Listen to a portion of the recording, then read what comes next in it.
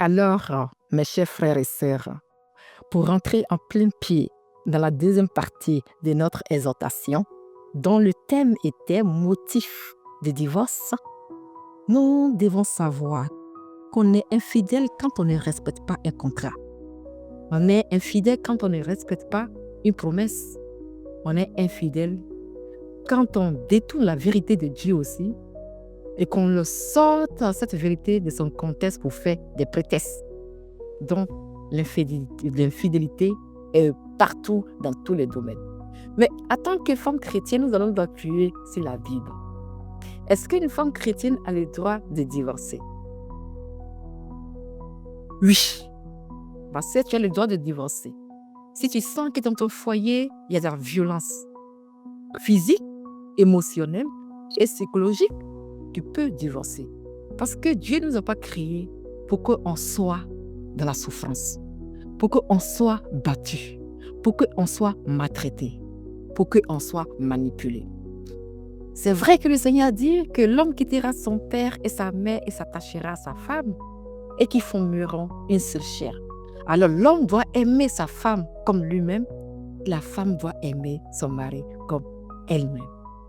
Donc, l'infidélité que notre Seigneur démontre ici, ça parle de l'infidélité dans le couple où l'homme et la femme sont infidèles, se trahissent, souillent le lit conjugal en allant donner le corps à un autre partenaire.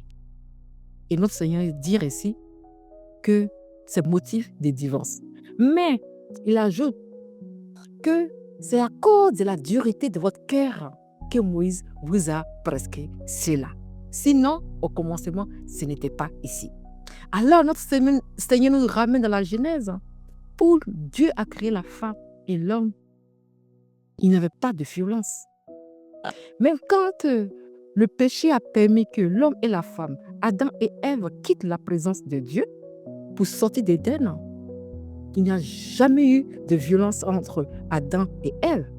Adam n'a jamais accusé Ève, puisque c'est Ève qui a donné le fruit défendu à Adam. Il est sorti avec elle, main dans la main, et même ils ont eu des enfants. Donc, le Seigneur Jésus-Christ a de dire, même qu'il y a eu péché, même que c'est la femme qui a donné le fruit défendu à l'homme, et même que c'est à cause d'elle que l'homme a quitté la présence de Dieu, jamais nulle part l'homme a été violent si Ève. Adam a été violent si Ève. Alors pourquoi maintenant cette violence dans le couple chrétien?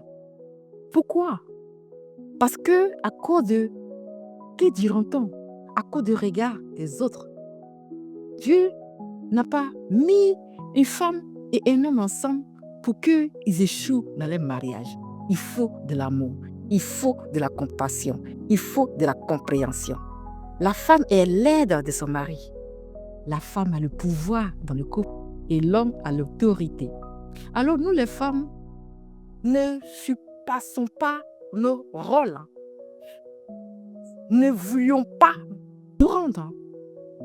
N'acceptons pas et n'admettons pas de prendre la place de notre mari dans le foyer. Restons toujours à notre place parce que nous avons la meilleure place, l'aide. L'aide est la béquille de l'homme. Sans l'aide, l'homme ne peut rien faire. Ainsi, restons donc connectés pour le jeudi prochain pour la suite de notre exhortation. N'oubliez pas d'aimer, de vous abonner, de cliquer sur la cloche des notifications afin d'être informé à chaque fois qu'une vidéo sera publiée. Passez une très belle journée ou soirée et que le Seigneur Jésus-Christ vous bénisse.